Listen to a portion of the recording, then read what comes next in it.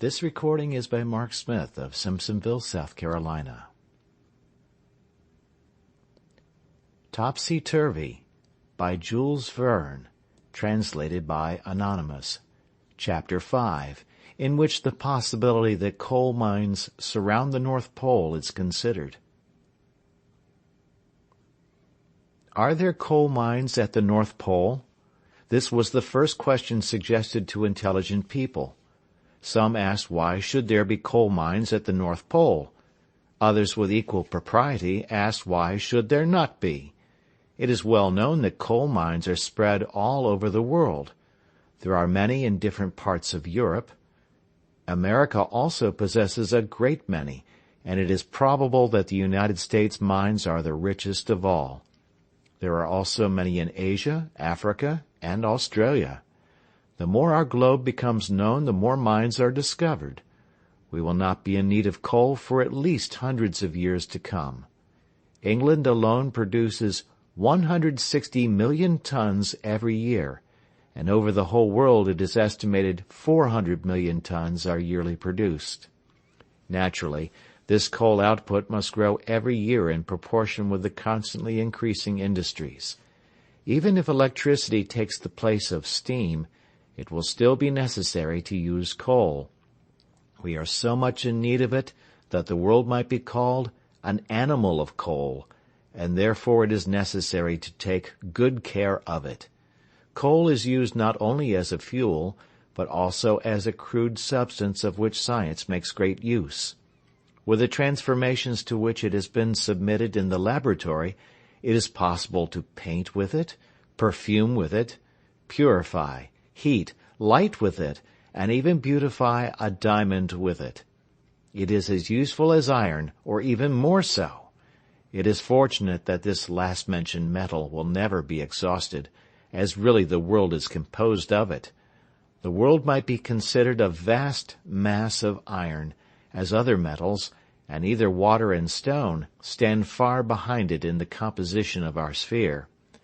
But if we are sure of a continuous supply for our consumption of iron, we are not so of coal.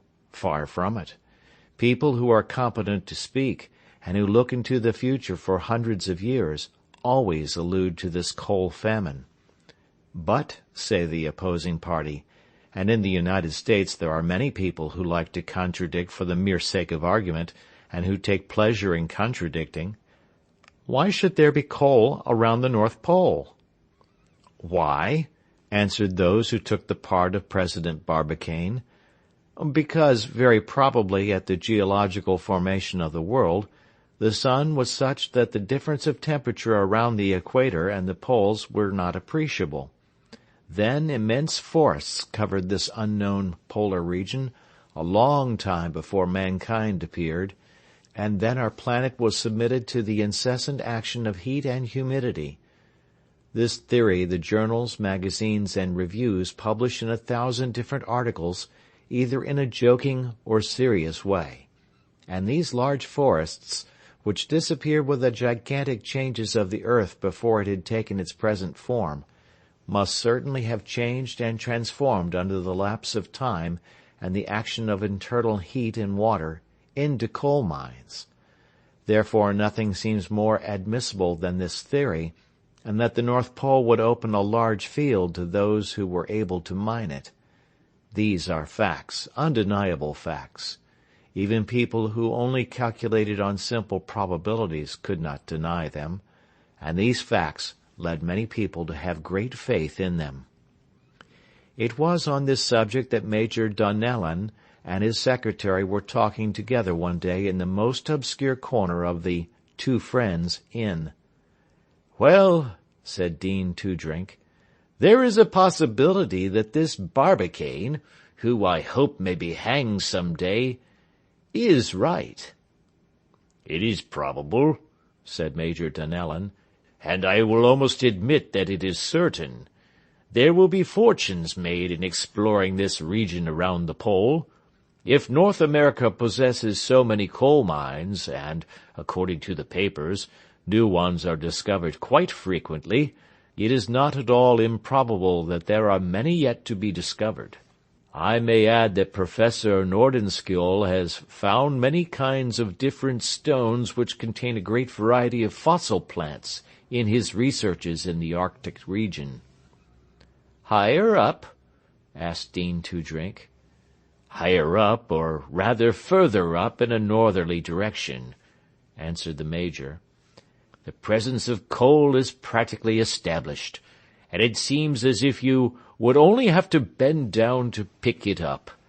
Well, if coal is so plentiful on the surface of these countries, it is right to conclude that its beds must go all through the crust of the globe." He was right.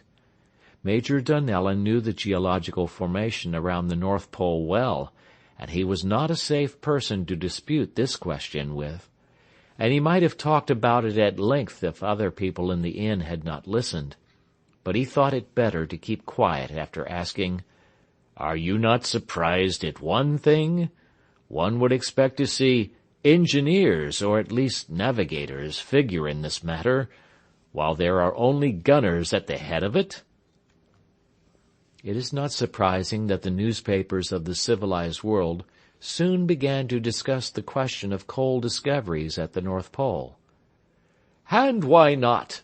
asked the editor of an American paper who took the part of President Barbicane. "When it is remembered that Captain Nares, in 1875 and 1876, at the 82nd degree of latitude, discovered large flower beds, hazel trees, poplars, beech trees, etc." "And in 1881 and 1884, added a scientific publication of New York, "during the expedition of Lieutenant Greely at Lady Franklin Bay, was there not a layer of coal discovered by our explorers a little way from Fort Conger, near Waterhouse? And did not Dr. Pavey say that these countries are certainly full of coal, perhaps placed there to combat at some day the terrible masses of ice which are found there?" Against such well-established facts brought out by American discoverers, the enemies of President Barbicane did not know what to answer. And the people who asked why there should be coal mines began to surrender to the people who asked why should there be none. Certainly there were some, and very considerable ones too. The circumpolar ice cap conceals precious masses of coal contained in those regions where vegetation was formerly luxuriant. And if they could no longer dispute that there were really coal mines in this Arctic region, the enemies of the association tried to get revenge in another way.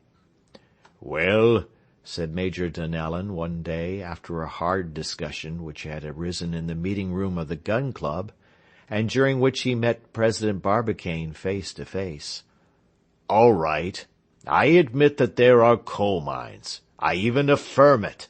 There are mines in the region purchased by your society. But go and explore them. Ha ha ha ha!" "That is what we are going to do," said Impey Barbicane. "Go over the 84th degree, beyond which no explorer as yet has been able to put his foot?" "We will pass it, reach even the North Pole," said he. "We will reach it." And after hearing the president of the gun club answer with so much coolness, with so much assurance, to see his opinion so strongly, so perfectly affirmed, even the strongest opponent began to hesitate. They seemed to be in the presence of a man who had lost none of his old-time qualities, quiet, cold, and of an eminently serious mind, exact as a clock, adventurous, but carrying his practical ideas into the rashest enterprises. Major Donellan had an ardent wish to strangle his adversary, but President Barbicane was stout and well able to stand against wind and tide, and therefore not afraid of the Major. His enemies, his friends and people who envied him knew it only too well. But there were many jealous people, and many jokes and funny stories went round in regard to the members of the gun club.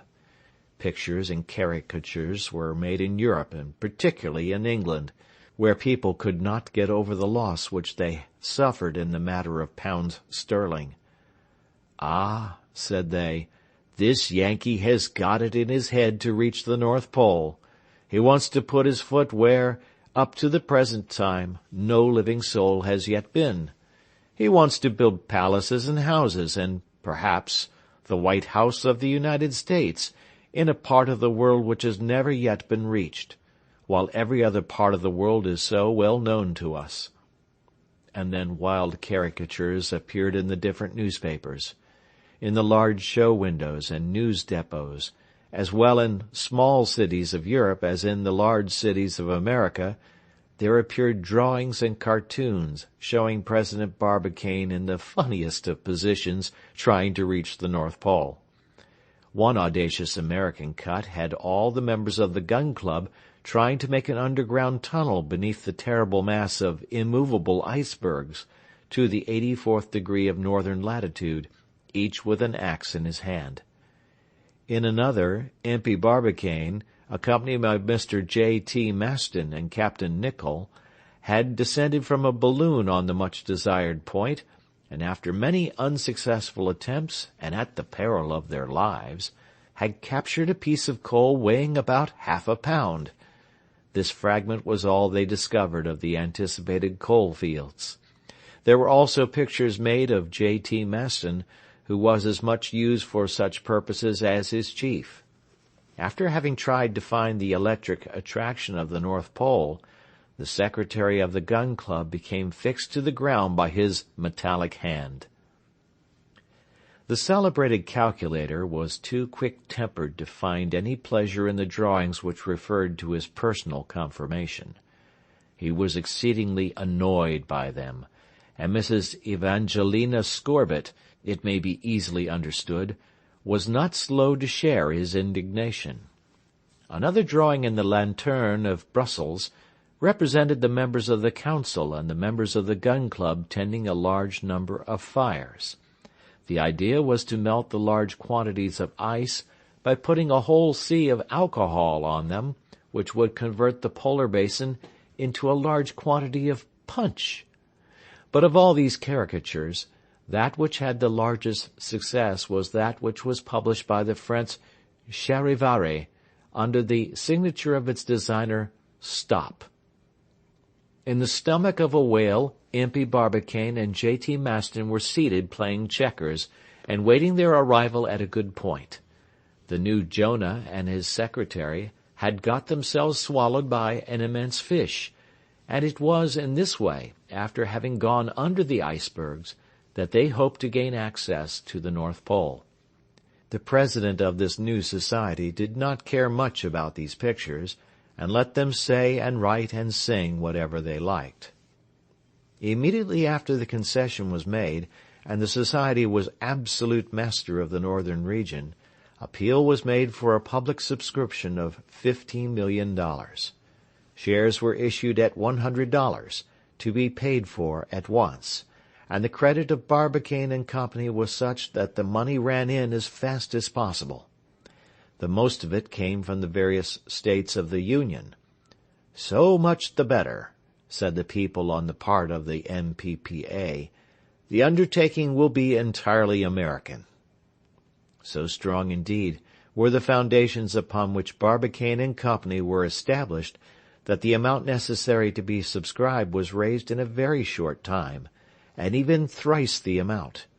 Everybody was interested in the matter, and the most scientific experts did not doubt its success.